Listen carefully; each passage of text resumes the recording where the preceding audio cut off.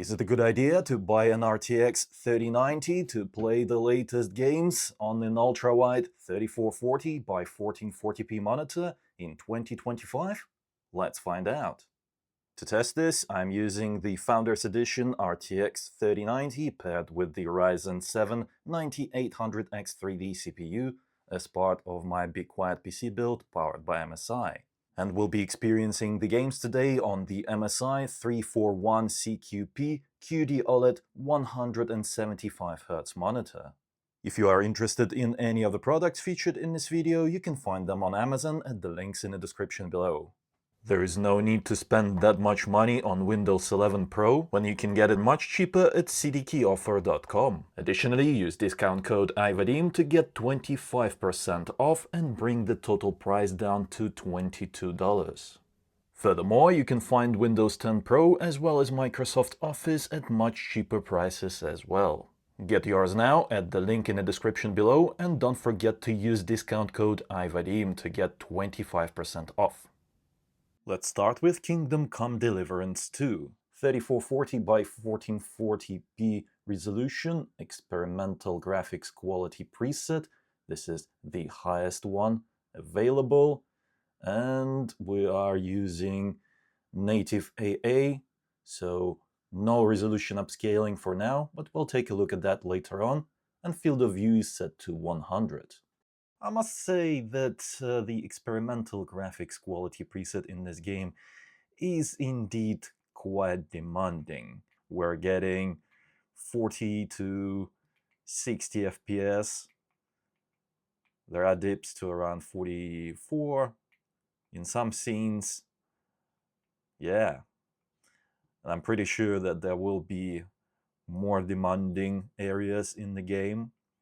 So we definitely need more performance, and we can actually achieve this by going two routes. We can either lower the graphics quality preset or use DLSS resolution upscaling. Let's start with upscaling first and select DLSS Quality mode. This boosted performance significantly. Take a look at that, 69 FPS. Nice. And now it is pretty pleasant to run around, and the game is actually enjoyable. And in worst case scenarios in this particular area, we're still getting above 50 FPS. While this is not ideal, it is still very much playable.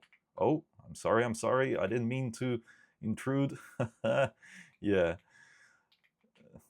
the NPCs in this game, they're keeping an eye on you all the time.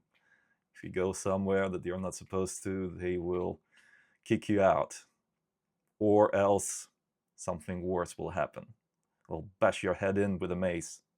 Personally, I enjoy higher frame rates in this game, and while experimental graphics quality preset looks very nice indeed, it offers better lighting as well as further draw distance for certain objects, such as grass, shrubs. Yeah, while it's nice, higher FPS is much nicer.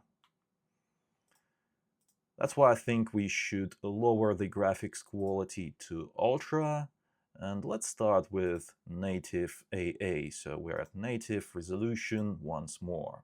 And the experience is actually a little bit worse in terms of performance compared to the experimental graphics quality preset paired with DLSS Quality mode.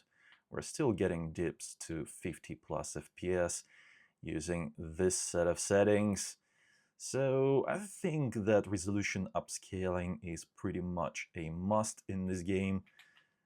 And that actually doesn't bode well for some of the most graphically intense games that we have today on our list to test.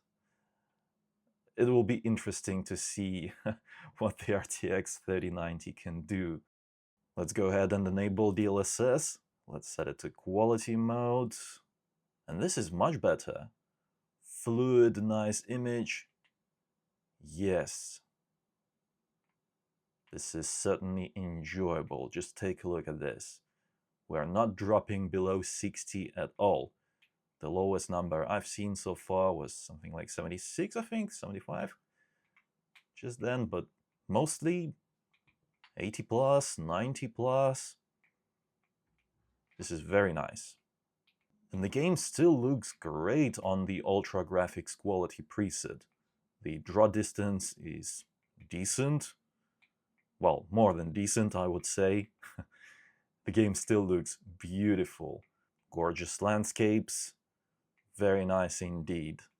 And of course, you can extract even more performance out of the 3090 by using DLSS Balanced, although I'm not a huge fan of going below DLSS Quality mode on this monitor.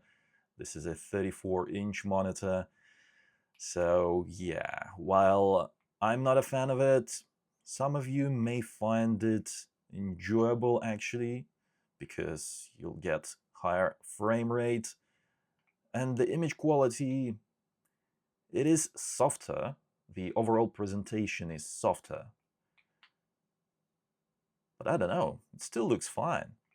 That's why I like DLSS. It's all about giving you as many options as possible. You want higher FPS and don't mind losing some fine details to achieve it?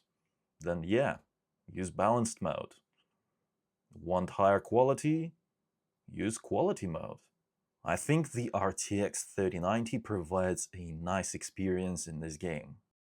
Indiana Jones and the Great Circle is a great game to test the RTX 3090's ray tracing performance capabilities in the latest games. Is it still possible to get a good experience with ray tracing enabled on the 3090? Well, let's find out.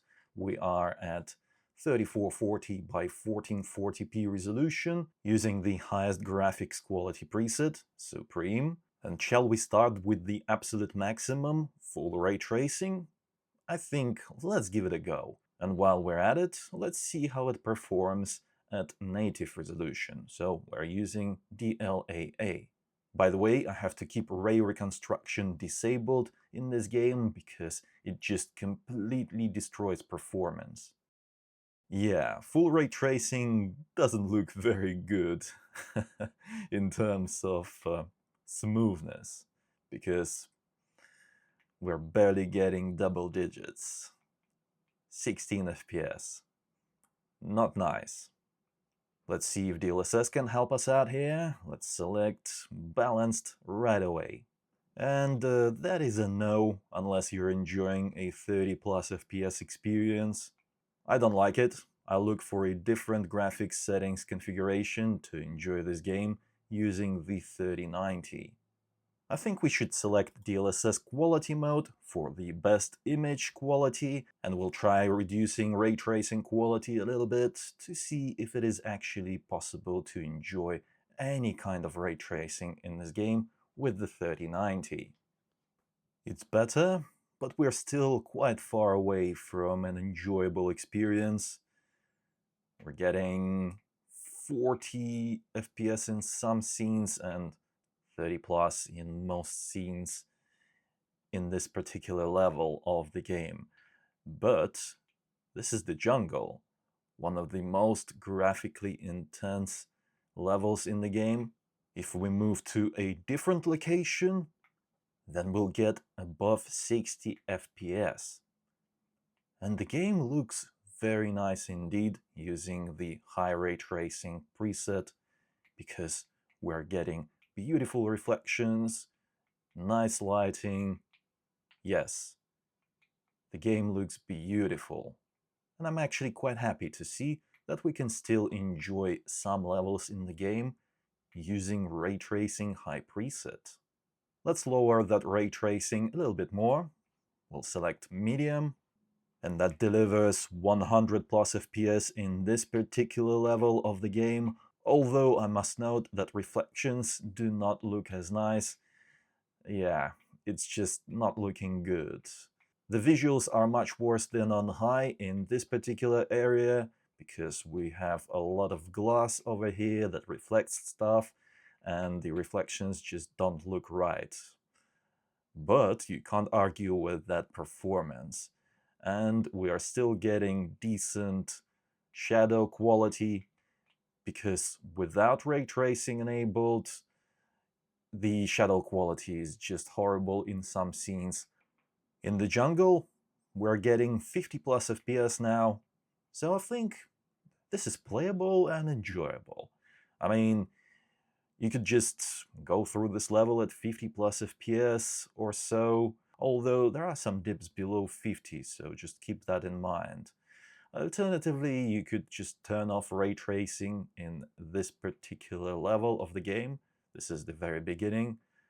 And then, once you are comfortable with higher frame rates, then you can turn on ray tracing once more to improve the visuals and enjoy a more realistic presentation on the screen. And in terms of video memory, we are using 14.5 gigabytes, so it's a good thing that we have 24 gigabytes on the RTX 3090. For example, the 3080 Ti would not do, simply because it has 12 gigabytes of memory, even though it is very close to the 3090 in terms of GPU performance. If you don't have enough memory, then you won't have the same kind of experience.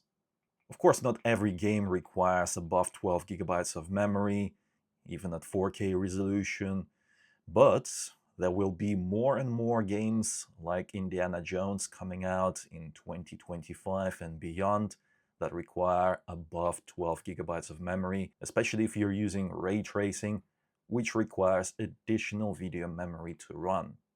Now let's see how the game performs with ray tracing disabled. Although in reality, this game still has low-level ray tracing enabled, even when it says that it's off.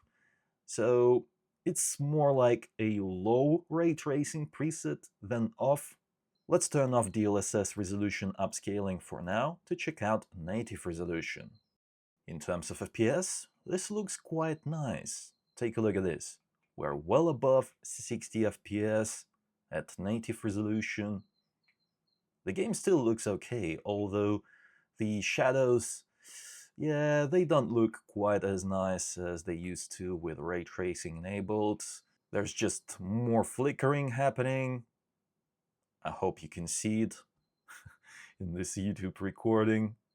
Even medium ray tracing preset looked quite good compared to this.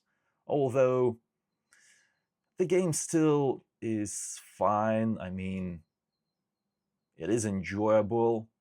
And let's see what happens if we enable DLSS. Will we be able to get 120 FPS? I'll set it to quality mode. In the jungle area, not quite. We're getting close to 100 FPS. But in other levels, 120 plus, easy. 140 over here. Okay? But this is one of the examples where the low ray tracing shadows are actually looking quite bad, because there is that line over there where you can actually see the shadow quality change dramatically, and it's not good for immersion.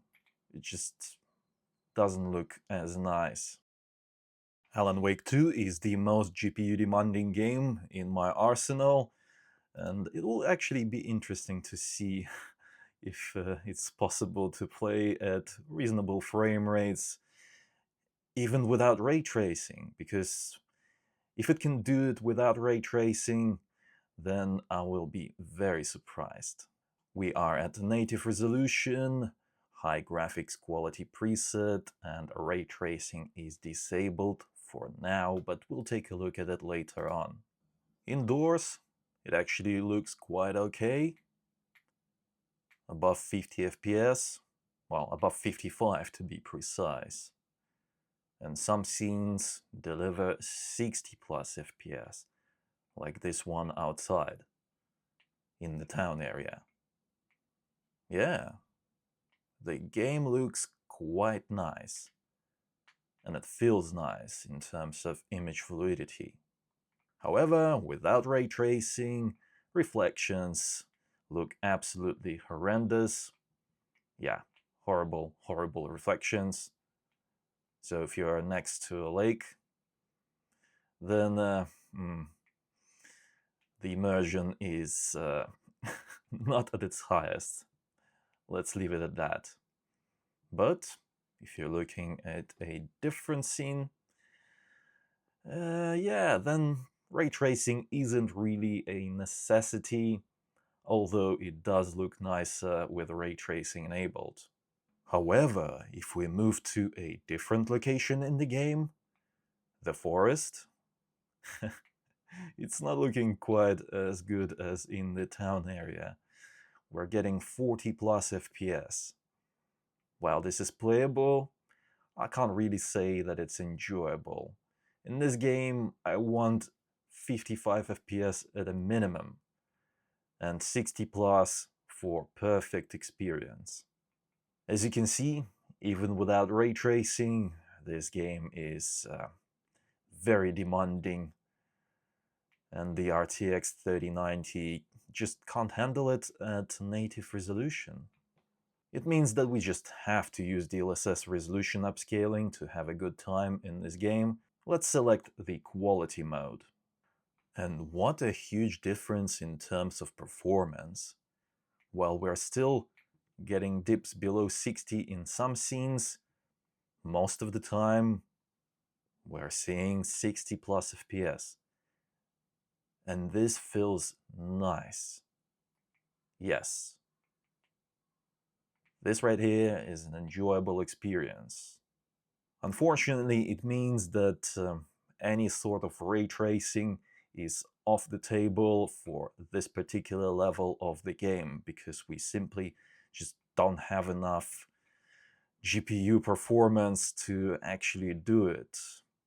But you won't be spending the entirety of the game in the forest area and in other areas, in other locations in the game. I think we still have quite a lot of performance left on the table to actually try and get ray tracing to work. Because take a look at this. Without ray tracing, we're getting 90 plus FPS in the town area over here, outdoors. And there will be a lot of levels like this in this game. Let's begin working our way up the ray tracing presets, starting with low. It's not looking too good. We're just above 40 FPS. Yeah, not great. And I don't like the low ray tracing preset because there's just so much noise in reflections as well as some lighting. Yeah, it's not looking good, especially considering the kind of performance that it takes to enable it. It's just not worth it. In contrast, a medium quality ray tracing preset looks much better. Of course, it requires more compute power to run, but we're still getting 40-ish FPS. And the game looks much better now. There are no horrible visual imperfections. It actually looks good. The reflections look nice, the lighting looks good. And I've noticed something about ray reconstruction in general. This is the newest version of Ray Reconstruction. It appears to be using quite a bit more resources on the 30 series GPUs, because take a look at this. We're getting 45 FPS right now. You see this, right? And we go into the settings, down we go, and if we disable Ray Reconstruction, let's see what happens. 51 FPS. That is a huge difference in performance. And in terms of image quality, let's see if that makes any difference. The reflections are a little bit more noisy than they used to be with the ray reconstruction enabled, and some of the lighting is noisy as well. Interesting. But the biggest problem is this right here, the fan. There's so much noise and ghosting. in that fan. Yeah, unfortunately, the game doesn't look as nice with the ray reconstruction disabled. It's looking better than without ray tracing at all, but yeah, the reflections are just so noisy. It feels like there's some kind of film grain introduced in that image. Even though film grain is completely disabled, I don't like that effect, as well as motion blur. I don't like those. So I must conclude that in Alan Wake 2 or pretty much any other graphically demanding game in 2025, ray tracing is out of reach for the RTX 3090, unfortunately. However, it is still within reach in some games that are not as GPU demanding, such as Indiana Jones and The Great Circle. Lastly, let's take a look at the experience in Path of Exile 2.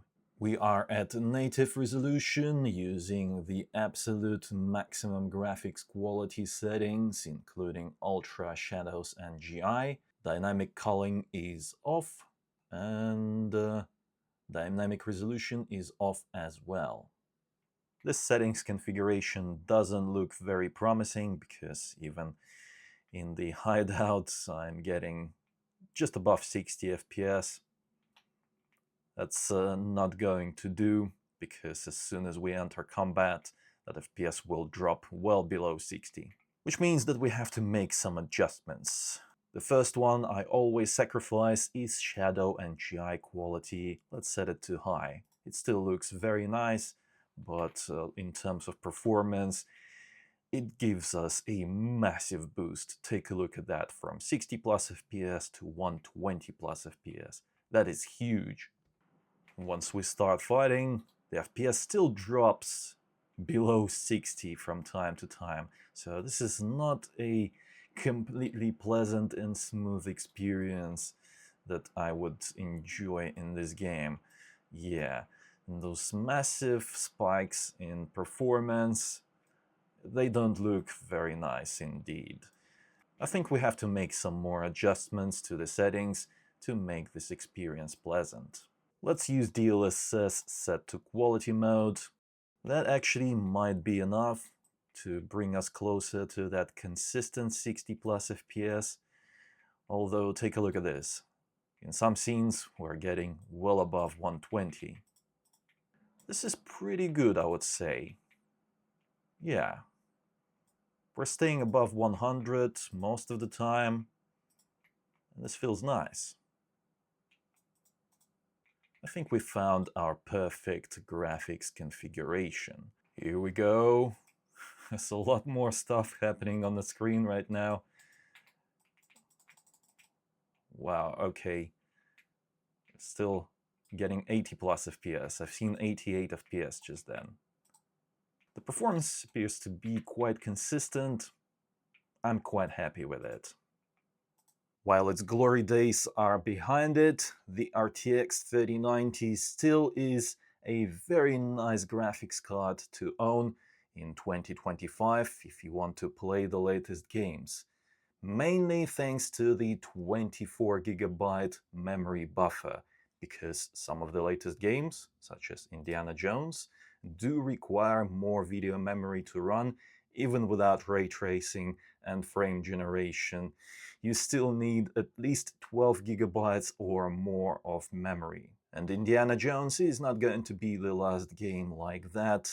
When it comes to ray tracing, you can still run some games like Indiana Jones with some ray tracing enabled, but then there's other games like Alan Wake 2, for example, where using any sort of ray tracing is not really feasible. You can do it if you're okay with lower frame rates, but I very much prefer to get something like 60 plus FPS experience instead of 40 plus with ray tracing enabled. I'd rather sacrifice the ray-traced shadows, reflections and lighting in favor of higher frame rate. That's what I think, but what about you? What do you think about this combo? If you enjoyed this video, then don't forget to reward my work with a like, that helps out a lot. And also, if you are enjoying watching these videos where I test older GPUs, then consider clicking on that join button and pledging $1 per month to actually fund these projects, because I cannot do it without the help of my channel members. I thank you for your support. You are the ones that are making this possible. Furthermore, subscribe for more videos like this if you haven't already. It was I, Vadim. Until next time.